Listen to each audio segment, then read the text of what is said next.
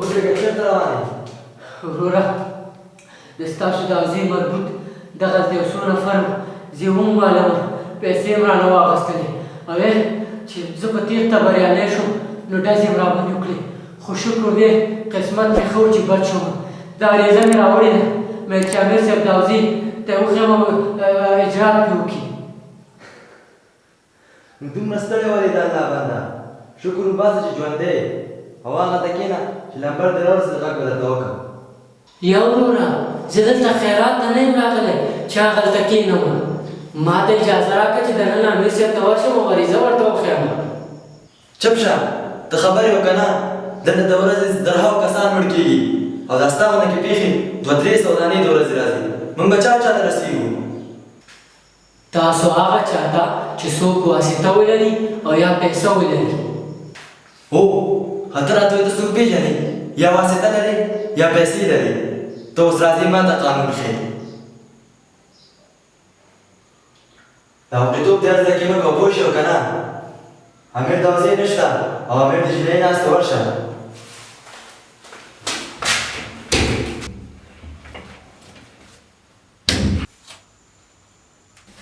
السلام علیکم امیر صاحب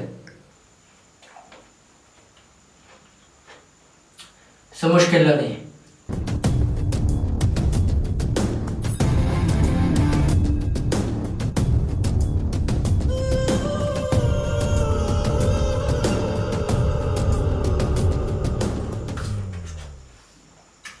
ښه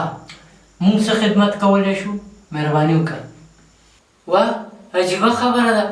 ته دلته ناست د څه خدمت دپاره یې هماغه خدمت وکړه که نه ښه داسې وکړه امیر صاحب خو تبدیل شوی دی امیر صاحب نشته او 50,000 روپۍ راکړه ولې وی ولې نو ته وایې که نه چې د څه دپاره ناست یې هماغه وکړه ته همدې دپاره ناست یم که نه پیسې راکړه چې کار دې وشي او چې پیسې نه لرې که نه نو ځه سل په لالي پورې دا یو پې د بنګلو ګوره امیر صاحب سوال درته کوم زما مشکل حل که سوال خلک د الله نه کوي د الله نه وکړه ما نه یې مه کوه ښه امیر صاحب چې خبره د پیسو ده پیسې خو نه لرم دا واله د سپینو زرو ګوتمنه په 3,000 روپۍ مې اخیستې کښېنه کښېنه کښېنه کښېنه هغلته کښېنه نو دا کار به دې ولې کړی و که نه هسې دې زموږ وخت ضایع کړو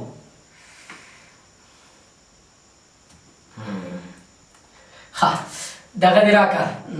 عریضه دې را دا واله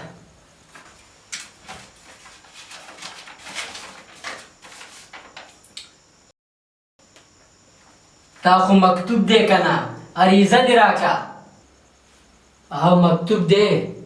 خو لږ یې ولوله چې د چی شي مکتوب دی او لږ تیز یې ولوله چې زه یې م واورمه نوم ذبیح الله تخلص همدرد وظیفه څلورمې اوزې امیر السلام علیکم امیر صاحب ښه راغلاست امیر صاحب ډېره زیاته بښنه غواړم ډېر زیات مې وبښئ تاسو د دې اوزې نوې امیر باندې پرې شوي دا مکتوب خو ستاسو دی که نه دا واله دا ګوتمن باندې ډېره زیاته بښنه غواړم تاسو به د راتګ موږ ته مخکې ویلي که نه اطلاع به مو راکړې وه موږ به ستاسو د سر په سترګو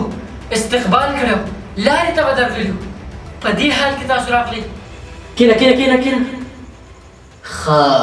چې دلته څوک راشي نو تاسو ورسره داسې کوئ دا حجره ده او که حوزه زموږ وطن به څنګه جوړ شي چې تاسو داسې کارونه کوئ امیر صاحب فکر کوم اول ځل دې دی چې وظیفه دې اجرا کړي او دې وظیفې ته راغلی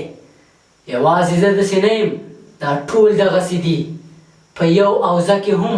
د غریب عریضه تر هغې پورې نه هلي او اجرات پرې نه کوي تر څو چې یا واسطه ونه لري او یا پیسه ونه لري نو ته یې ولې کې ته یې مه کوه زه به یې نه کوم بل به یې نه کوي شروع به د ځانه کوو چې زه ځان اصلاح نه کوم ته ځان اصلاح نه کړي بل ځان اصلاح نه کړي نو څنګه به کېږي 15 منټه 15 دقیقې در کوم د دې حجرې نه حوزه جوړه کړه 15 دقیقې ورشه سمه ده صاحب امر دې په سر سر کو